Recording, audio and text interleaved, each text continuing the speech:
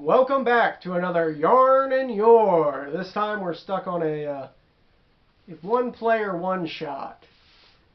Continuing on Dark Shantae.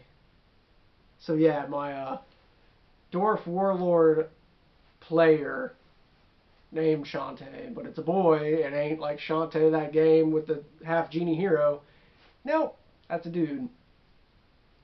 So he came over to my house, and I was like, okay, we can play a D&D game. And his brother, Thomas, did not want to. He plays Stella, the Dragonborn. He's like, nah, but I'll watch.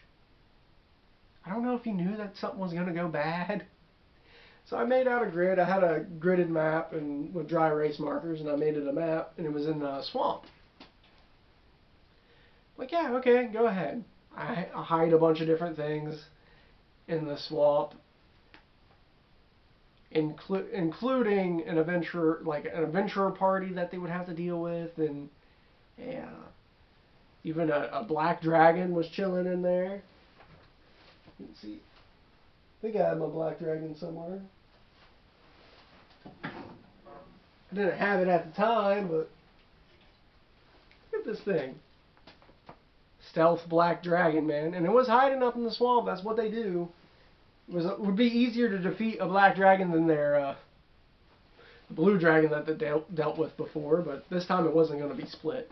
So I have my plan, real nice. I'm sitting here, I'm dealing with Dark Shantae. And if you remember, this dude currently has 2 pets that are beginning to wreck my game. Oh yes, they're beginning to absolutely run roughshod with their bite attacks, doing like D10 plus 3 with a plus 6. So I'm like, okay, come on. I'm ready. This is going to be a meat grinder for you. So he goes through it's a sloping down into the swamp. Then eventually there's a bridge, so he's up. You can see the river down below, and he's trying to get to it to go to some location that they would eventually wind up. And so he's going down, and he eventually sees there's a campfire not on the bank, but higher up on the slope. There's a little clearing, and there's an encampment. And he walks around, and there's a fire, and he's stealthing around. And he's like, ooh. I think he loots some of their stuff, so he's definitely a little less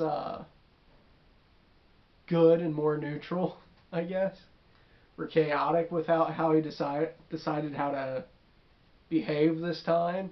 He just wants to loot. Back when they killed the doppelganger, it was more Stella being sad about, like, oh man, I killed a person.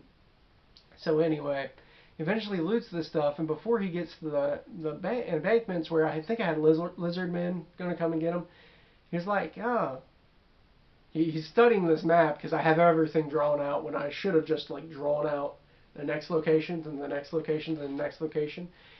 He's like, what's with this hole, this cave in the side of the thing? And I'm like, oh, go and check. He checks, and he eventually finds a little cave, a little opening, and in the middle is a statue of. Let me remember. A statue of Orcus, the wicked god of liches. Now, if you remember the subplot, they want to become liches. Why? Because it would be cool. Stella thinks she's going to become a Draco Lich. She would look like it. But I think Dark Shantae actually thinks he's going to be a Draco Lich too. Not just a Lich. Want to be Draco Liches. So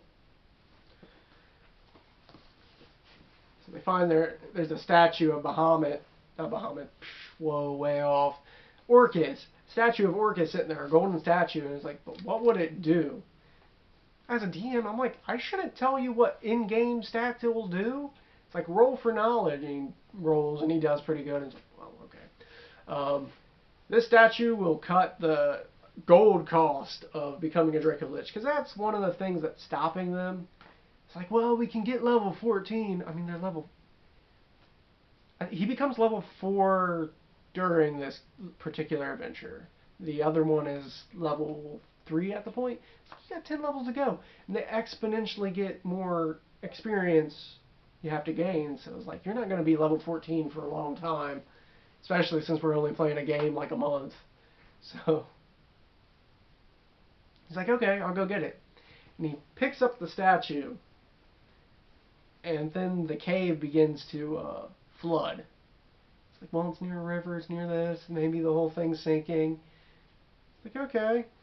And he hears like this wet, mushy noise, and two oozes come out.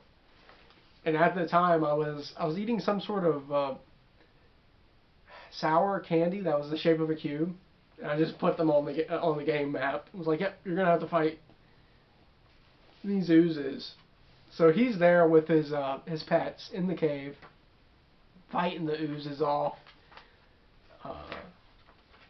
Before such, and if you know oozes, I mean, they don't, hitting them just degrades your weapons, and like they're burning him. And I think he half healths one. He's ready to go when out comes an aboleth. I literally bought this guy just to mess with Shantae because I was like, it's a giant psychic catfish, and he in real life he likes to catch catfish. It's like, okay, bring it on. I'm trying to teach him. You can't win all the time. I'm not trying to kill Dark Shantae, but one of these pets are going to die today. Wonder which one. The one with the bite attack that does +3 and a D10? Yeah, you're dying, Gardrake. He's fighting, and this aboleth has like tentacles.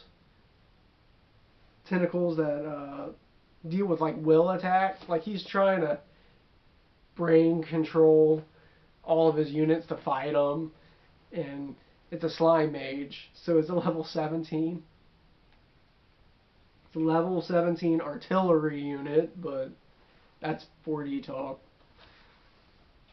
So yeah, he's not gonna beat it. Like I'm telling him, you're not gonna win. You're gonna either drown here with one or both of your pets dying, or you're gonna drown here. Yeah, I'm just trying to see some of these things. Like, you can summon a slime orb or a slime burst. These attacks are ridiculous. It's a D2, 2D8 plus 7 psychic damage. Then it has a bunch of, it can dominate, so it's charming his pets. I think it charmed his pets to go and drown themselves. It was just hungry. It wanted some food, so I think it charmed the Gardrake and drowned the Gardrake. And then, like, bloodied his pet. And he's getting, to the point of bloodied. And he eventually has to fight his way to get out of the cave. He has his, like, golden statue of Orcus. Like, yeah, we're going to be Draco Liches, guys.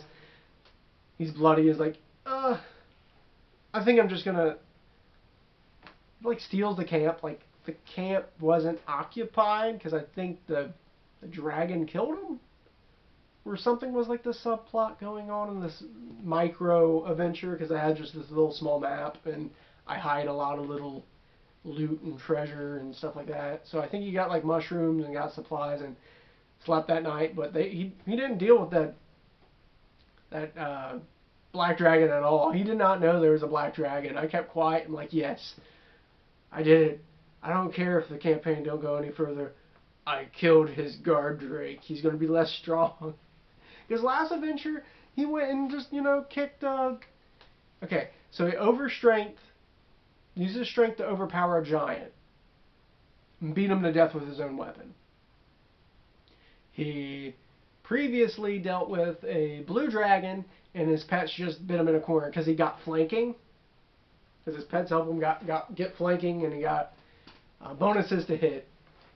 Beat him to death. I'm like, yes, now I've killed one of your pets. Now let's kill the other.